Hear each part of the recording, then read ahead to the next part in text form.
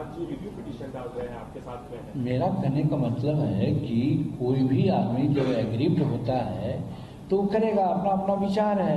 और विचार की बात उन्होंने नहीं कही थी। बहुत लोग कह दीजिएगा, आप लोग भी कह दीजिएगा कि मांझी जी कह रहे थे कि अम्बेडकर साहब ने पुनर्विचार की बात की थी। इसलिए हम खोल करके कहते हैं हमने क्या किया, क्या पाया, क्या खोया।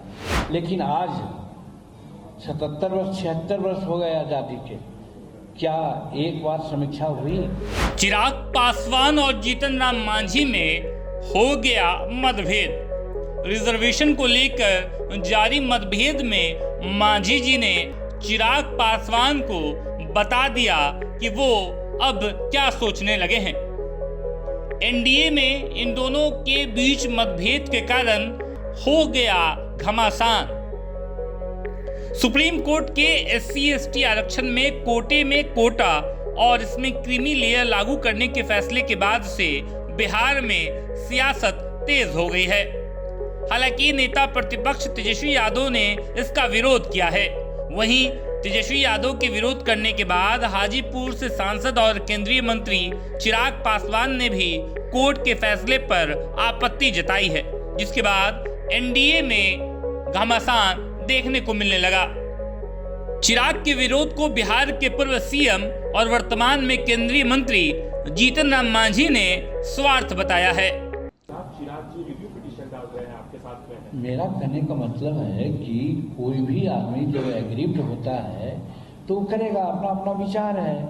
मेरा कहने का मतलब है कि बाबा भीमराव अंबेडकर ने भी जब आरक्षण की बात की थी तो उन्होंने कहा था हर 10 वर्ष पर इसकी समीक्षा होनी चाहिए। और समीक्षा पुनर्विचार की बात उन्होंने नहीं कही थी। बहुत लोग कह दीजिएगा, आप लोग भी कह दीजिएगा कि मांझी जी कह रहे थे कि अम्बेडकर साहब ने पुनर्विचार की बात की थी। इसलिए हम खोल करके कहते हैं पुनर्विचार और समीक्षा में फर्क होता है। समीक्षा इसलिए कि 10 वर्ष में हमने क्या किया, क्या पाया, क्या खोया। लेकिन आज 77 वर्ष 76 वर्ष हो गए आजादी के, क्या एक बार समीक्षा हुई? तो बाबा भीमराव अंबेडकर जिन्होंने प्रावधान किया था आरक्षण का और संविधान निर्माण में उनके अहम योगदान थी, उनकी बात को तो 76 वर्ष में हमने कुछ नहीं किया। उसी बात को सुप्रीम कोर्ट ने आज किया कि भाई जो लाभ लेकर के आगे बढ़ गए हैं, हम उनको न कहते कि उनको दबाइए, वो बढ़ते रहें। लेकिन जो पीछे पड़े हुए हैं, जैसे एक उदाहरण आपको बतलाते हैं। अभी हमने कहा है कि जनरल हिंदुस्तान के लोगों में साक्षरता का दर 80% है और शेड्यूल कास्ट की साक्षरता का दर 30 या 32% है। और शेड्यूल कास्ट में अगर जाति वाइज जोड़िएगा तो 4 जातियां ऐसी है जिसकी साक्षरता दर 30 से 40% है और बाकी 22 जातियां यहाँ ऐसी है जिसकी साक्षरता दर 3% से लेकर के 15% तक है। तो 15% वाले जिसकी साक्षरता दर है उसको 40% बढ़ाने के लिए कोई व्यवस्था करनी चाहिए ना।